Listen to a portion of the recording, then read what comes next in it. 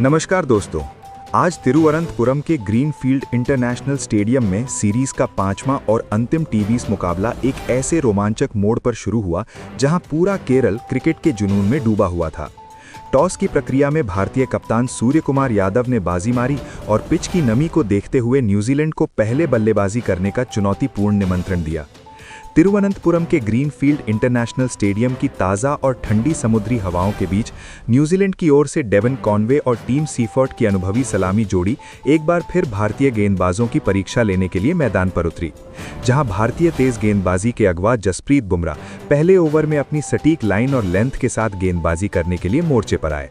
बुमराह ने अपनी पहली ही गेंद से न्यूजीलैंड के बल्लेबाजों पर मनोवैज्ञानिक दबाव बनाना शुरू कर दिया और अपनी खतरनाक यॉर्कर गेंदों से कीवी सलामी जोड़ी के होश उड़ा दिए, जिससे पहले ओवर में रन बनाना न्यूजीलैंड के लिए एक बड़ी चुनौती बन गया था।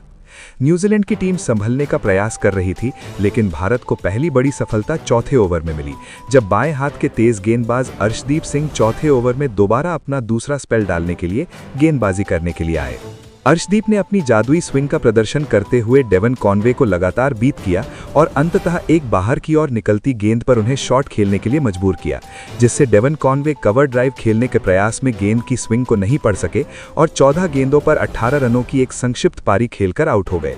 उनकी साहसी पारी में 3 शानदार चौके शामिल थे। तिरुवनंतपुरम के ग्रीनफील्ड स्टेडियम में डेवन कॉनवे के एक महत्वपूर्ण मोड़ पर पवेलियन लौटने के बाद न्यूजीलैंड की टीम थोड़ी दबाव में नजर आ रही थी, लेकिन तभी युवा और अत्यंत प्रतिभाशाली बल्लेबाज रचिन रविंद्र क्रीज पर आए और उन्होंने अनुभवी टीम सीफर्ट के साथ मिलकर न्यूजीलैंड की पारी को न केवल स्थिरता प्रदान की, बल्कि रनों की गति को भी एक जबरदस्त और विनाशकारी तेजी प्रदान की। इन दोनों बल्लेबाजों ने भारतीय तेज गेंदबाजों की गति और उछाल का बखूबी फायदा उठाते हुए मैदान के चारों ओर कई जोखिम भरे और साहसी शॉट्स खेले, जिससे भारतीय कप्तान सूर्यकुमार यादव पूरी तरह से रक्षात्मक मुद्रा में आ गए और उन्होंने मजबूर होकर अपने मुख्य स्पिन आक्रमण को मोर्चे पर लगाने का फैसला किया। पर खेल के 7वें ओवर में भारत के प्रमुख लेग स्पिनर रवि बिश्नोई 7वें ओवर में अपनी जादुई फिरकी और तेज गति वाली लेग ब्रेक के साथ गेंदबाजी करने के लिए मोर्चे पर तैनात हुए, ताकि न्यूजीलैंड के रनों की रफ्तार पर लगाम लगाई जा सके।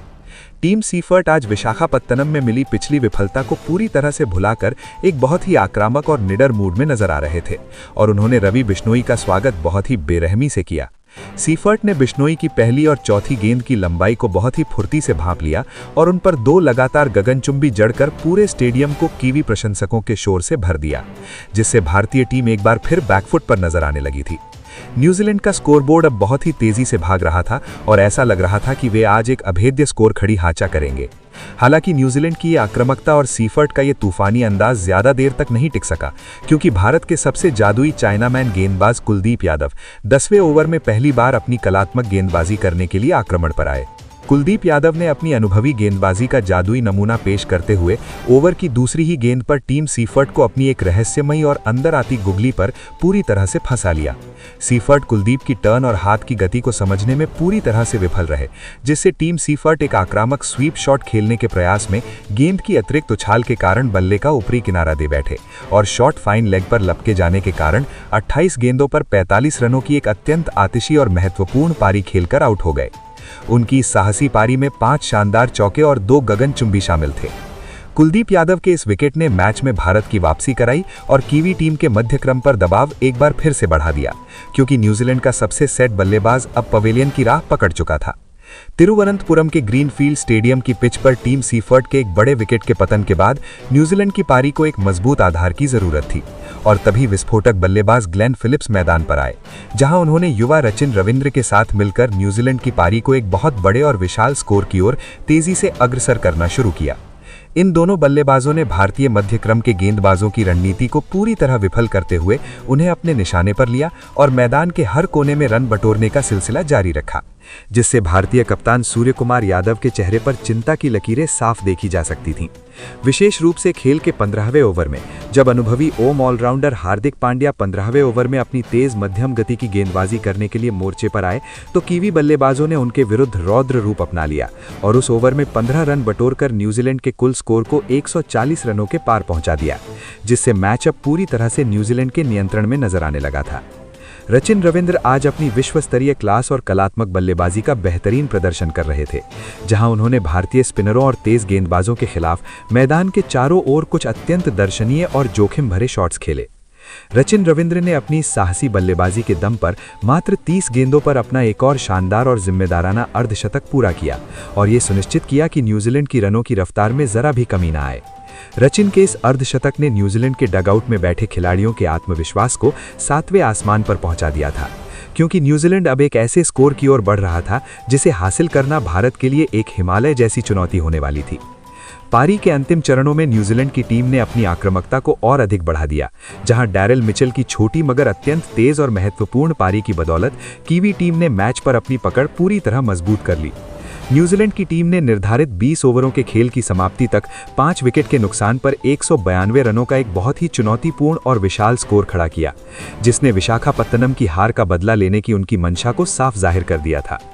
ग्लेन फिलिप्स अपनी शानदार और जुझारू अर्धशतकीय पारी के दौरान 35 गेंदों पर 52 रन पर नाबाद लौटे और उनके साथ अनुभवी डैरेल मिचेल 8 गेंदों पर 14 रन पर नाबाद रहकर क्रीज पर डटे हुए थे,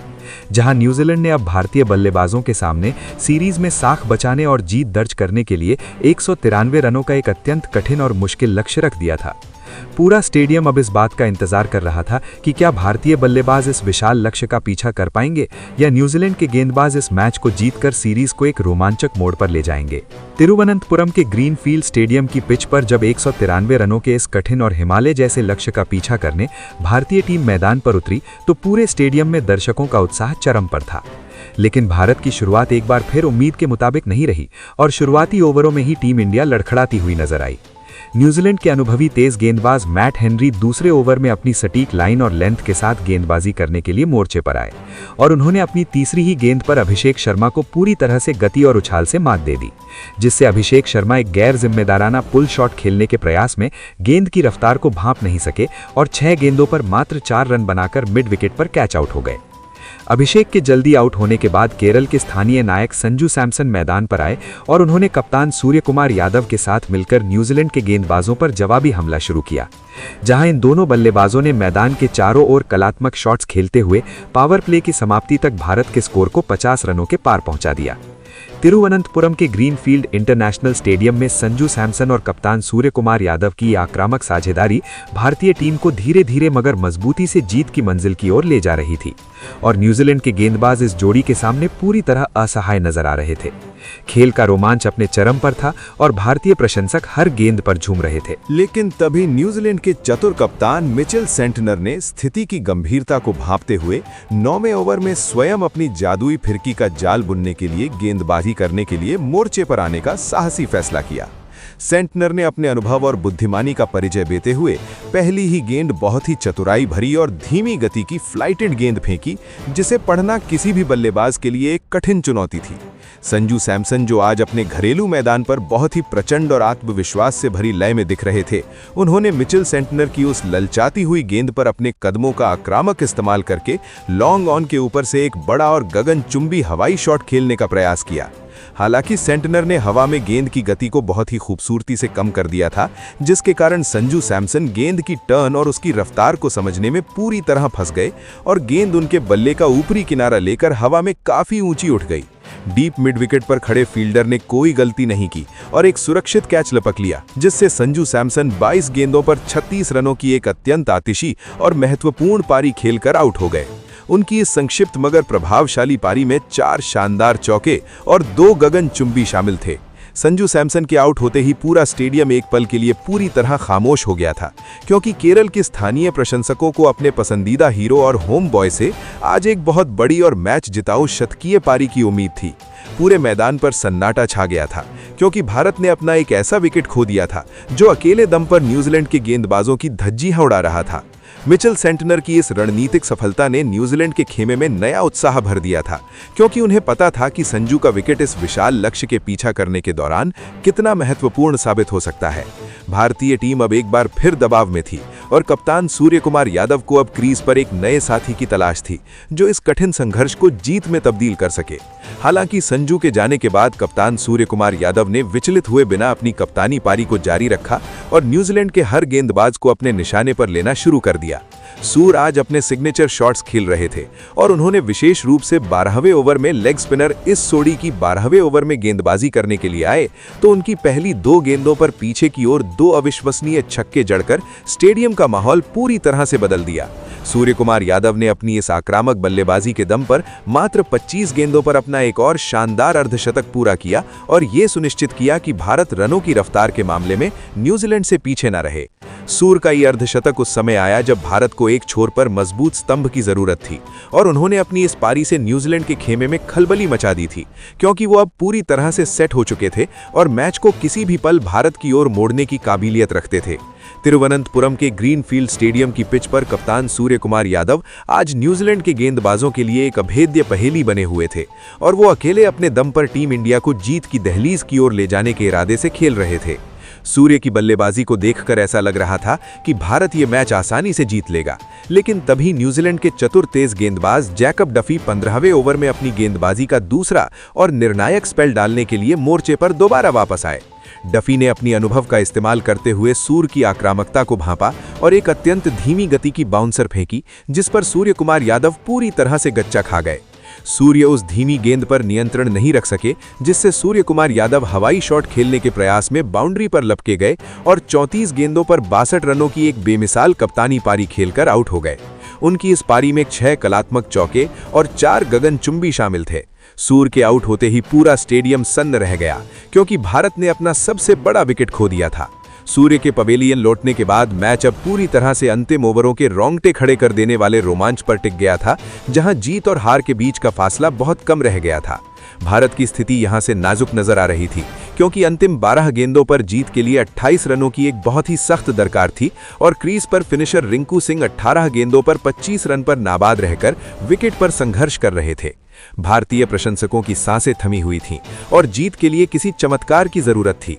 तभी खेल के 19वें ओवर में न्यूजीलैंड के सबसे भरोसेमंद गेंदबाज मैट हेनरी 19वें ओवर में अपनी अंतिम स्पेल की गेंदबाजी करने के लिए मोर्चे पर आए। न्यूजीलैंड को उम्मीद थी कि हेनरी मैच को उनकी मुट्ठी में कर लेंगे, लेकिन उप कप्तान हार्दिक पांड्या के इरादे कुछ और ही थे। हार्दिक पांड्या ने मैट हेनरी का स्वागत करते हुए उनकी पहली 2 गेंदों पर अपनी प्रचंड शक्ति का मुजाहरा पेश किया और लगातार 2 प्रलयकारी छक्के जड़कर पूरे स्टेडियम को फिर से जोश और शोर से सराबोर कर दिया। इन 2 छक्कों ने मैच का रुख पूरी तरह से भारत की ओर मोड़ दिया था और ऐसा लग रहा था कि हार्दिक आज मैच खत्म करके ही लौटेंगे। हालांकि नियति को कुछ और ही मंजूर था और इसी ओवर की अंतिम गेंद पर हार्दिक पांड्या एक और बड़ा हवाई शॉट खेलने के प्रयास में गेंद की लंबाई को सही से जज नहीं कर सके, जिससे हार्दिक पांड्या 12 गेंदों पर 22 रनों की एक छोटी मगर विस्फोटक पारी खेलकर आउट हो गए। हार्दिक के आउट होने से मैच एक बार फिर अनिश्चितता के मोड़ पर आ खड़ा हुआ था, क्योंकि अब सारी जिम्मेदारी अकेले रिंकू सिंह के कंधों पर आ गई थी और अंतिम ओवर में जीत के लिए कुछ जादुई ओवरों की जरूरत थी। तिरुवनंतपुरम के ग्रीनफील्ड इंटरनेशनल स्टेडियम में तनाव अपने चरम पर था और दर्शकों की धड़कनें साफ सुनी जा सकती थीं, क्योंकि अंतिम ओवर में भारत को ऐतिहासिक जीत दर्ज करने के लिए 12 रनों की कठिन दरकार थी। न्यूजीलैंड के कप्तान मिचेल सेंटनर ने काफी सोच विचार करने के बाद अपने सबसे अनुभवी गेंदबाज जैकब डफी पर भरोसा जताया और उन्हें गेंद थमाई, जो खेल के अंतिम और निर्णायक 20वें ओवर में गेंदबाजी करने के लिए मोर्चे पर आए थे। पूरा स्टेडियम रिंकू रिंकू के नारों से गूंज रहा था, क्योंकि अब भारत की आखिरी उम्मीद अलीगढ़ का ये बाएं हाथ का बल्लेबाज ही था। जैकब डफी ने पहली गेंद बहुत ही सटीक यॉर्कर फेंकी, जिस पर रिंकू कोई बड़ा शॉट नहीं खेल सके, लेकिन दूसरी गेंद पर रिंकू सिंह ने अपना जादुई कौशल दिखाया और डफी की गति का इस्तेमाल करते हुए फाइन लेग की दिशा में एक अत्यंत दर्शनीय चौका जड़कर दबाव को पूरी तरह से कीवी टीम पर स्थानांतरित कर दिया। मैच अब पूरी तरह से रोंगटे खड़े कर देने वाले मोड़ पर पहुंच चुका था, जहां अगली 2 गेंदों पर केवल 2 रनों की दरकार थी, लेकिन रिंकू सिंह आज मैच को केवल जीतना नहीं